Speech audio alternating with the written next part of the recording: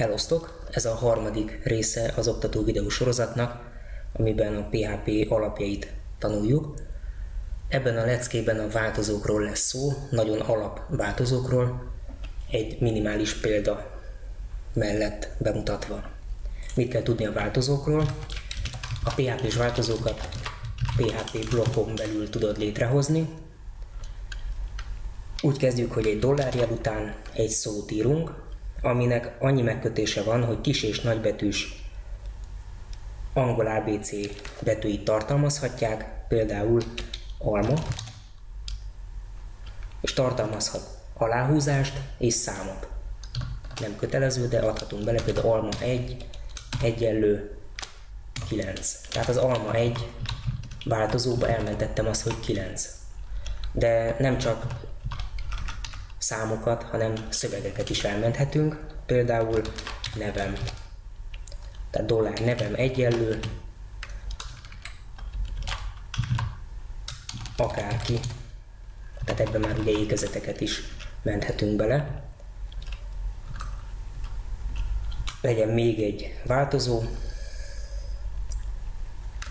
Tehát az, hogy hello egyenlő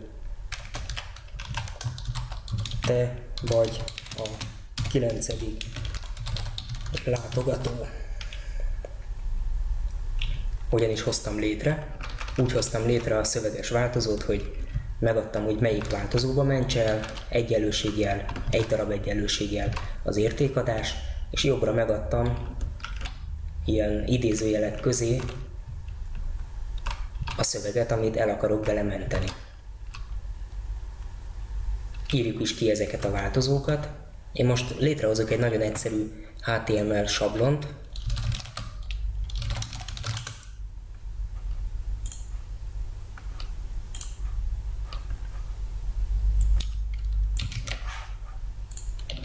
És ide a H1-be fogom beleírni az egyik változót, a másik változót pedig ide.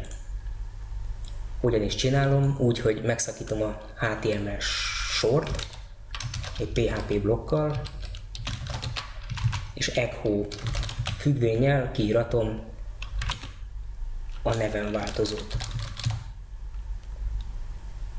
Majd tovább megyek, a P értéke közé fogom kiíratni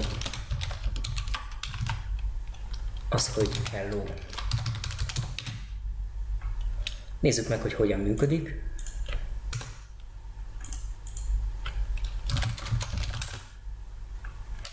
Nem mentettem el.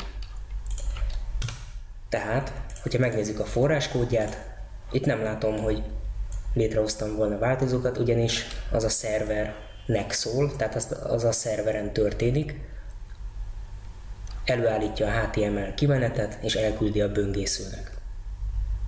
Tehát a H1 közé beírtam azt, hogy nevem, ide pedig a változót, azt, hogy hello, kiírattam. Miért jó, hogy változókkal tudunk programozni? Azért jó, mert a program elején létrehozunk bizonyos változókat, majd a HTML sablonba kiírjuk. Én ide teszek egy paragrafust,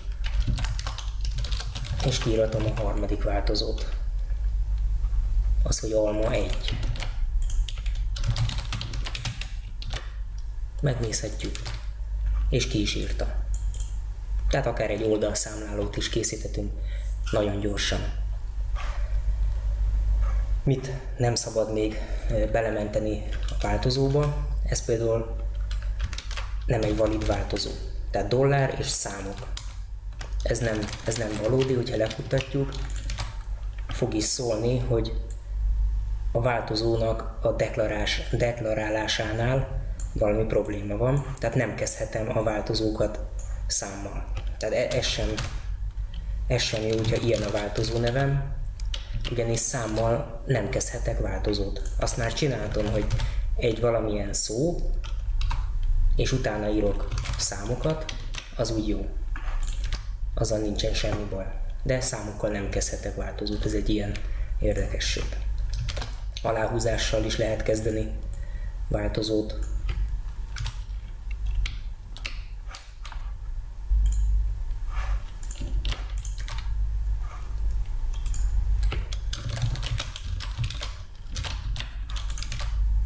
És ez is egy olyan változó, amit használhatok.